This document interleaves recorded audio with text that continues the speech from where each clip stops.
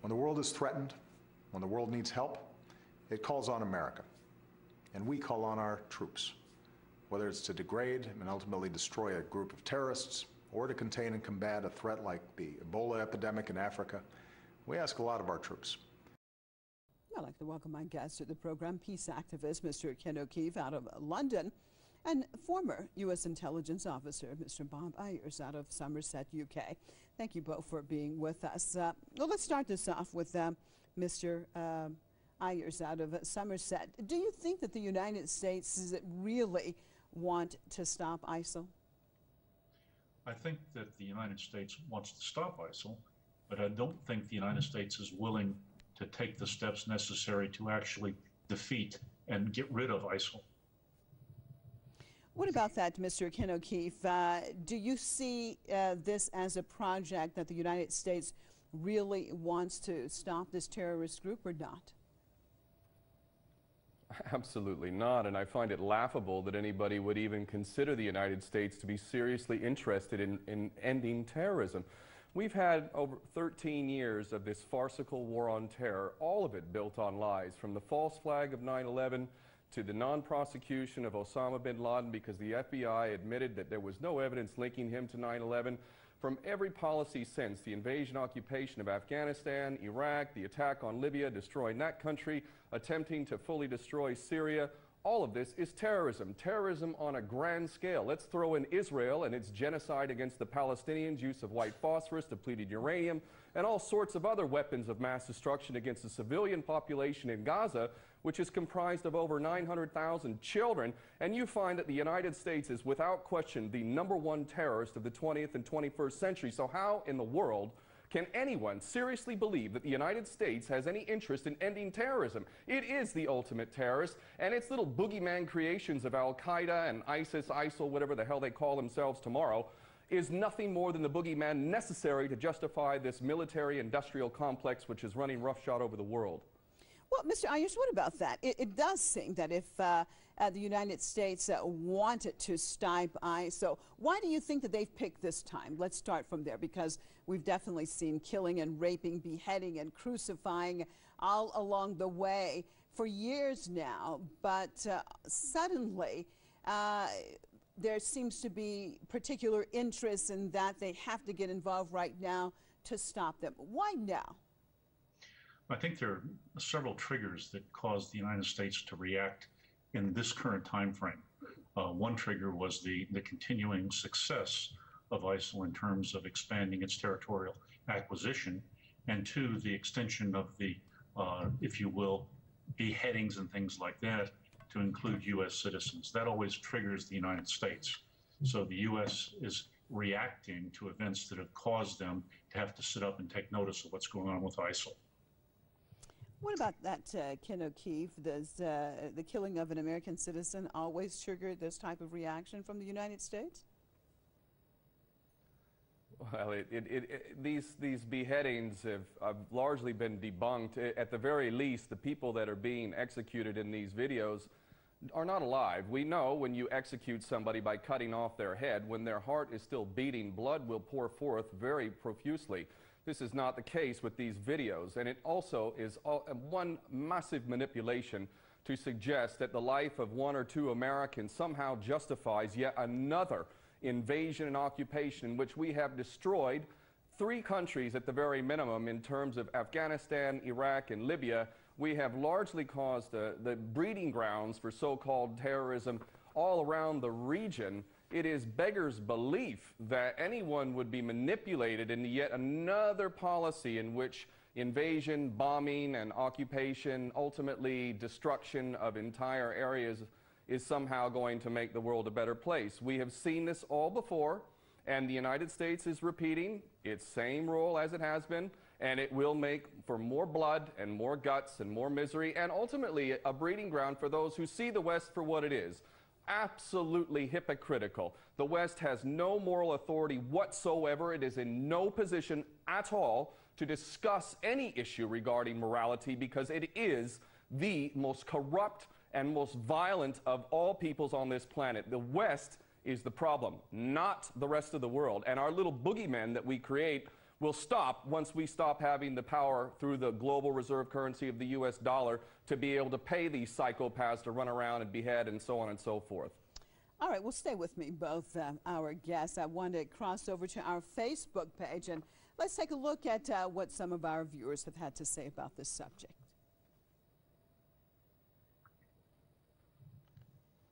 The U.S. needs an excuse to invade Syria. Why does the ISIS not threaten Israel and behead a few Zionists? Haha, this is funny. Americans want to get Iran to support the bombing of Syria so they can overthrow President Bashar Assad and work their way into Iran. The jobs and assignments given by the US and Israel to ISIL is almost completed in Iraq and Syria. So now the useful idiots are useless for the US and Israel. That's why the US has changed their strategy. There wouldn't be a problem if the US were not training and funding Syrian rebels in the first place. Withdraw all USA and CIA assets from Syria. No one believes you're shadowboxing with ISIS, Obama.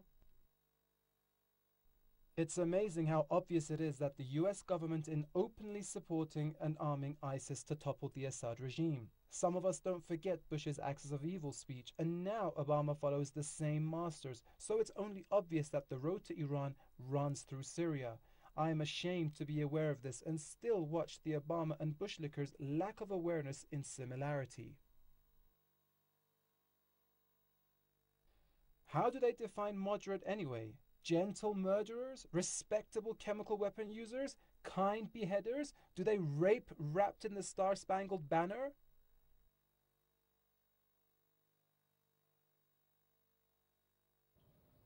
All right, well, let's turn to Mr. Ayers. Some interesting comments there. What's your take, sir? Right now, the United States, along with its allies, Saudi Arabia and others in the region, are once again now trying to, as they say, prop up the anti-Syrian government insurgents, or whatever you want to call them, and fund them and train them once again and put more money into it. It seems like we've been down this road before, and of course now the excuse is doing this to counter ISIL. But many say, as you've heard some of our viewers talk about it, the actual goal is the government in Damascus. Well, that's certainly the opinion of some people. The purpose of this debate this evening is to try to understand why the United States is acting the way they are and what the steps are that they plan on taking to try to defeat, degrade, or destroy ISIS. It's not a venue for standing on a soapbox and preaching against all of the perceived ills and crimes of the United States over the last 50 years. Now, Sir, without due respect, Syria obviously has a lot to do with this, because we're talking about the United States actually flying over Syria. So that brings Syria obviously into this scenario when President Obama says that he's not about to coordinate any of these flights or attacks over Syrian territory. There's no question that Syria is involved in this current situation. The United States position is that they have been trying to work to unseat Assad. Now, the United States is in an interesting position in that to defeat ISIS or ISIL, they're going to have to defeat them not only in Iraq, where they're located, but also in Syria. If they defeat them in Syria, they are inadvertently supporting Assad, because Assad is fighting ISIL in Syria. So then you're saying they don't want to defeat them there? Is this what you're saying then? No, what I'm saying is they want to defeat them there, but they don't know how to do that without bolstering the Assad regime, which is something they don't want to do. So the United States is resorting to these consortia in which they're trying to find alternative ways and alternative sources to defeat ISIL without the United States directly doing it themselves. And without the coordination, of course, with the government in Damascus. Mr. O'Keefe, what kind of precedent does this send? Because basically, U.S. President Barack Obama has basically sent a message to the Syrian government that if the Syrian government attacks any of their airplanes, that they will take out their anti-aircraft system, basically, that they would be under attack. Then what does this mean when you're talking about a sovereign country, that another country has the right to go in and basically do whatever they want, whether they agree or disagree or not with the way that government does its business? What type of precedence does this set? Well, it's not a precedent at all. We have already been bombing Pakistan, Yemen. We have been running around the world and basically in a lawless kind of way have been carrying out policies, including executions of anyone, anywhere, anytime, based on the so-called President of the United States having a meeting and declaring somebody to be a terrorist. This even includes American citizens. So there is no sovereignty of nations. There is no international law. And this so-called intelligence analyst, this intelligence analyst appears to be completely oblivious to the fact that it was the United States which supported the Mujahideen, which became Al-Qaeda, which morphed into Al-Nusra Front, then ISIS, ISIL, IS, whatever the hell you want to call it, has been arming these people, training these people, providing bases and training in Jordan and also in Turkey. Their little proxies of Saudi Arabia and Qatar and Kuwait have been funneling money and arms, and now we're being told that they're going to be training the so-called moderate factions of resistance in Syria in Saudi Arabia. That bastion of moderate behavior, the Wahhabi Saudi Arabia regime, one of the most offensive, if not the most offensive regimes on the planet, a place that we give weapons and we give cover to, political cover, media cover.